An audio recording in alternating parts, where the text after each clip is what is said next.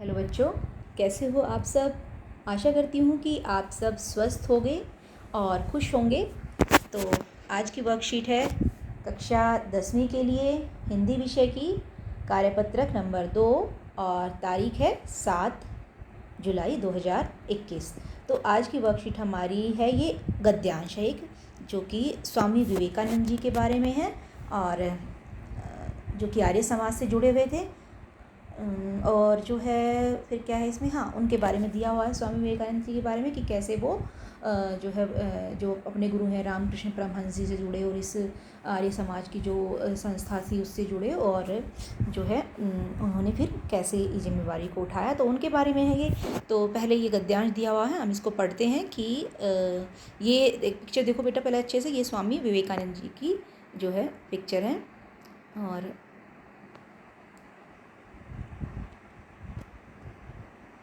हाँ, फिर अब पढ़ना स्टार्ट करते हैं। स्वामी विवेकानंद उन महापुरुषों में से थे जिन्होंने भारत में नव जागरण का शंख फूंका। नव जागरण यानी कि कुछ नया शुरुआत करनी, नई दिशा की ओर लेके जाना, मतलब कि लोगों को जगाना, एक तरह से जनता को, समाज को जगाना। शंख फूंका यानी कि आरंभ किया। उनका दिव्य संदेश विश्व के लिए प्रेरणादायक है क्योंकि उन्होंने पौरुष और कर्म का पाठ पढ़ाया है। पौरुष यानी कि परिश्रम करना, मेहनत करना और कर्म करना। उनका बचपन का नाम नरेंद्र नाथ था। तो क्या नाम था? नरेंद्र नाथ। स्वामी विवेकानंद जी के बचपन का नाम नरेंद्र नाथ था। उनकी शिक्षा एक अंग्रेजी स्कूल में हुई थी।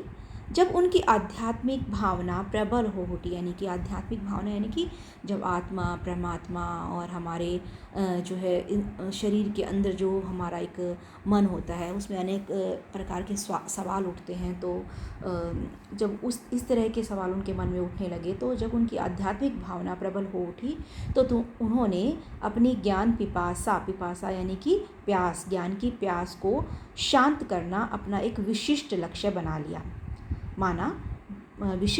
माना। परमहंस जी की वाणी में विद्युत शक्ति विराजती थी। परमहंस यानी कि रामकृष्ण परमहंस, जो कि उनके आध्यात्मिक गुरु बने।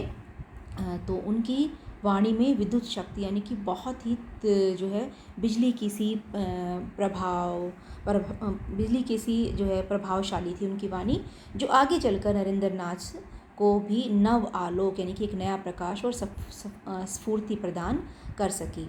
सन 1886 में रामकृष्ण परमहंस के दिवंगत होने के साथ, यानी कि उनकी मृत्यु होने के बाद, साथ ही 23 वर्षीय नरेंद्र ने अपने गुरु की शिष्य मंडली के नेतृत्व का भार अपने कंधों पर ले लिया।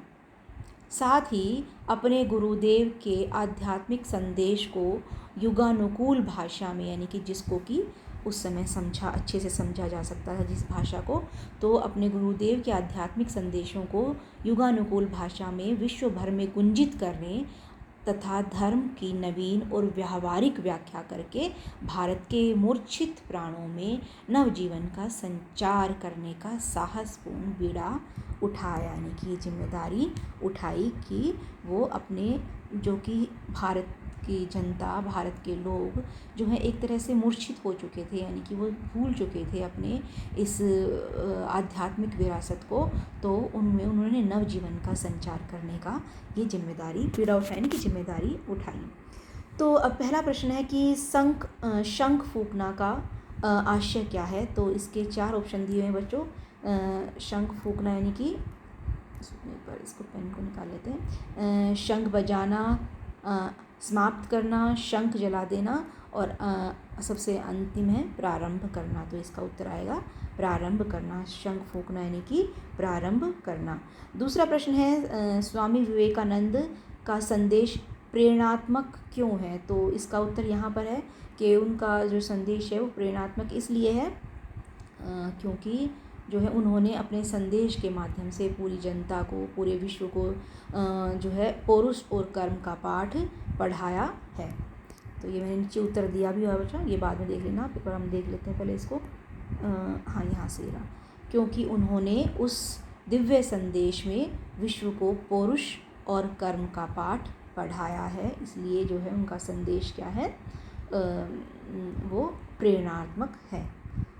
अगला प्रश्न है कि परमहंस जी की वाणी में विद्युत शक्ति विराजती थी, रेखांकित वाक्य का क्या तात्पर्य है? यानी कि वाणी में विद्युत शक्ति की बिजली की सी शक्ति, यानी कि उनकी वाणी, उनके संदेश, उनके जो आध्यात्मिक संदेश थे वो बहुत ही प्रभावशाली होते थे। इसका तात्पर्य है परमहंस जी की वाणी बहुत ही प्रभावशाली थी, यानी कि उनके संदेशों में जो है जनमानस के मन पर बहुत ही असीम प्रभाव करने की क्षमता थी। चौथा प्रश्न है स्वामी विवेकानंद जी के बचपन का नाम क्या था? तो ये हम देख चुके हैं बेटे, उनका बचपन का नाम था नरेंद्र नाथ। अगला प्रश्न है उनके गुरु कौन थे? तो उनके गुरु थे रामकृष्ण परमहंस जी।